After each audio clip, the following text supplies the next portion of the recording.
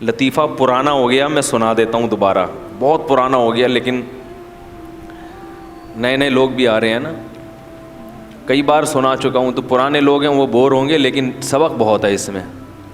ایک دیہاتی آدمی نماز نہیں پڑھتا تھا. کیا نہیں کرتا تھا؟ اسے مولوی صاحب نے کہا نماز پڑھا کر. اس نے کہا کہ اگر میں نماز پڑھوں گا نا تو میری گائے بھینسوں کی رکھوالی کون کرے گا؟ مولوی صاحب نے کہا دیکھ, نماز پڑھنے سے رزق میں برکت ہوتی ہے. تو نماز جب پڑھے گا تو تیری بھینسیں اور زیادہ دودھ دیں گی, کیونکہ اللہ کی عبادت سے برکت ہوگی.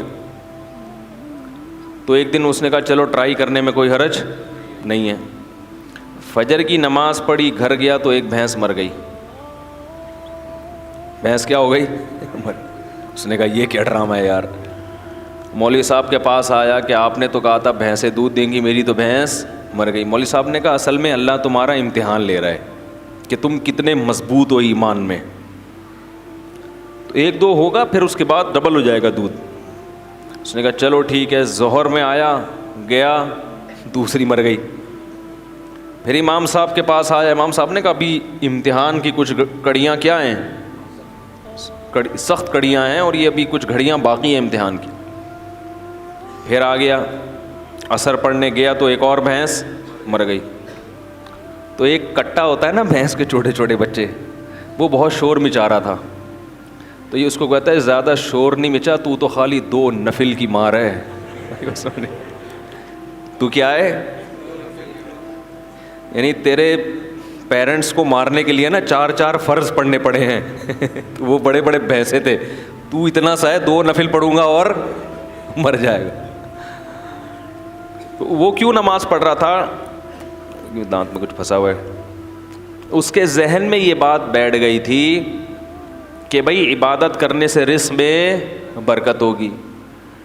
حالانکہ وہ یقیناً برکت ہوتی ہے, مگر عبادت رزق میں برکت کے لیے نہیں کی جاتی. وہ تو کرنی ہے, بھینس مرے یا زندہ رہے, فجر بھی پڑھنی ہے, ظہر بھی پڑھنی ہے, عصر بھی پڑھنی ہے, مغرب بھی پڑھنی ہے, اور عشاء بھی پڑھنی ہے. کیوں؟ اس لیے نہیں کہ رزق میں برکت ہو. ہم نماز اس لیے تھوڑی پڑھتے ہیں, اس لیے کہ جو کھلا رہا ہے پالیسی بھی اسی کی چلے گی. وہ جب کھلا رہا ہے اور نعمتیں دے رہا ہے تو جب عبادت کے لیے بلائے گا ہمیں اور آپ کو جانا پڑے گا, چاہے ہمارا فائدہ ہو یا ہمارا نقصان ہو. میں نے جمعے کے بیان میں ایک واقعہ سنایا تھا نا کس سابق حکومت کا, کہ پنجاب میں کو ایجوکیشن سسٹم شروع کر دیا. جب کو ایجوکیشن سسٹم شروع کیا ہے تو علماء گئے وزیر اعلیٰ کے پاس کہ بھئی یہ کیا ڈرامہ شروع کر دیا تم نے. حکومت نے کہا تھا ہمارے پاس فنڈ نہیں ہے الگ الگ اسکولوں کا. تو پھر وہ حکومت نے بتایا علماء کو کہ فنڈ کا مسئلہ نہیں ہے, باہر سے مدد آتی ہے, ان کی یہ ریکوائرمنٹ ہے, ان کا یہ کہنا ہے کہ الگ الگ اسکول نہیں بناؤ, لڑکے لڑکیوں کو ساتھ بٹھاؤ. تو علماء بڑے حیران ہوئے, یار یہ کیا کر رہے ہو. تو پھر وہ حکومت نے کہا کہ جن کا کھاتے ہیں پالیسی بھی اسی کی چلے گی. وہ پیسے وہ اسی شرط پہ دے رہے ہیں. تو عجیب بات ہے, یہ IMF سے قرضہ لیتے ہوئے یہ بات سمجھ میں آتی ہے, امریکہ برطانیہ سے پیسے لیتے ہوئے یہ بات سمجھ میں آتی ہے ہیں بھائی, لیکن اللہ سے چیزیں مانگتے ہوئے اور اللہ کی چیزیں کھاتے ہوئے یہ بات سمجھ میں نہیں آتی. وہاں کہتے ہیں اللہ کھلائے گا مگر پالیسی کس کی چلے گی؟ بولو بھائی, ہماری چلے گی.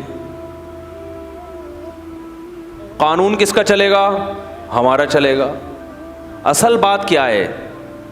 سب کو پتہ ہے کہ جتنا اللہ سے کھا رہے ہیں اتنا IMF سے نہیں کھا رہے, لیکن بات یہ ہے کہ وہ لوگ فوراً پکڑتے ہیں اور اللہ فوراً نہیں پکڑتا. میں ذرا یہ دانت صاف کر لوں ورنہ یہ مسلسل جب مجھے پریشان کرتا رہے گا.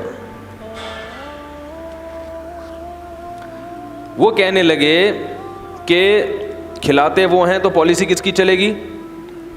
بولو بھائی, ہماری.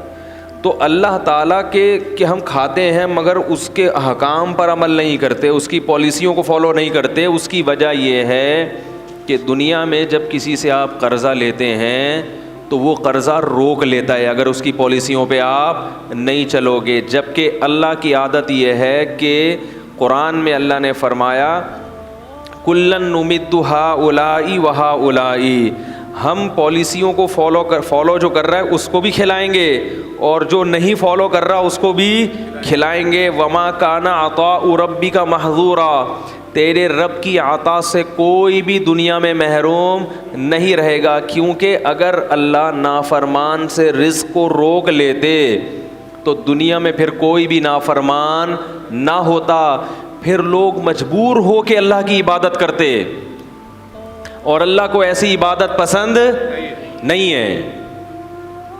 بات آ رہی ہے سمجھ میں؟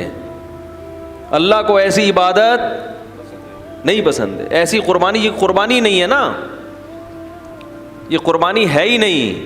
وہ تو آپ جب دیکھ لو سب کچھ. مشرکین یہ کہا کرتے تھے کہ ہمیں اللہ کا عذاب دکھائیں جس عذاب کا آپ وعدہ کرتے ہیں.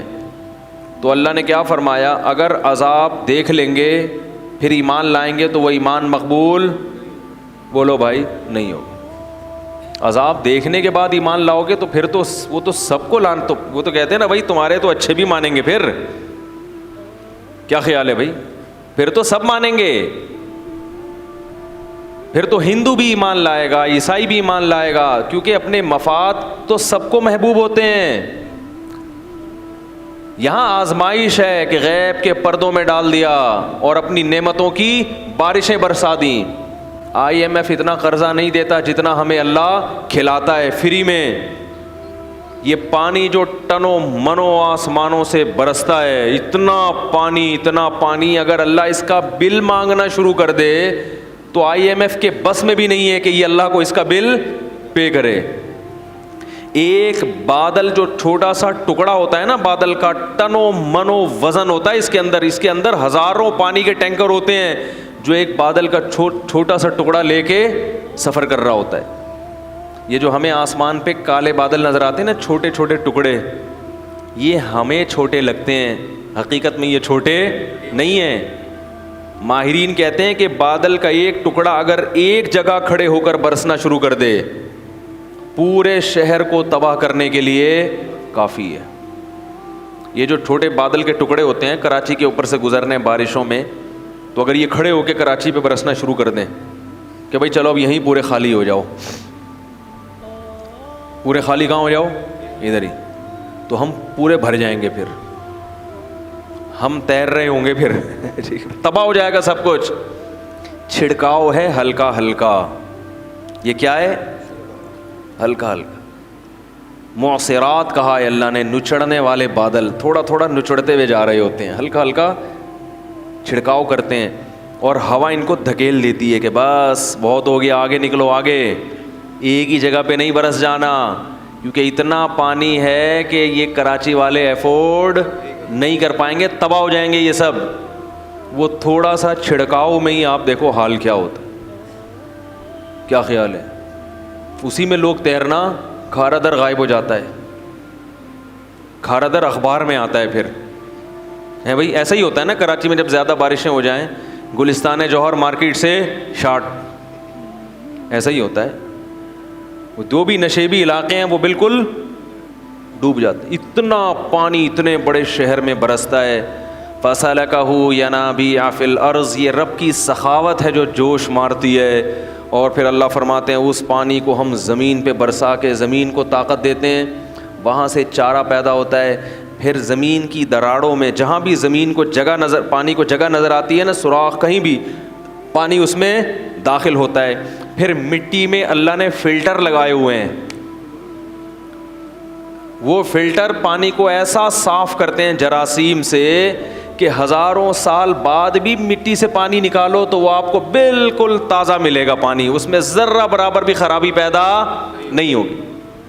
اور پھر اس پانی کو جب زمین میں داخل کرتے ہیں تو کرتے کرتے ایک جگہ جا کے اس کو بریک لگا دیتے ہیں کہ بھائی اس سے زیادہ نیچے مت جانا، کیونکہ انسان کے لیے اس کو زمین میں اسٹور کیا ہے، لہذا اتنا نیچے مت جانا کہ انسان کی دسترس سے باہر ہو جائے. تبھی ہم کنویں کھود کھود کے پانی، بولو بھائی، نکال رہے، جتنا نکالو اتنا اور آ جاتا ہے اور آ جاتا ہے اور آ جاتا ہے. یہ کیا ہے سب؟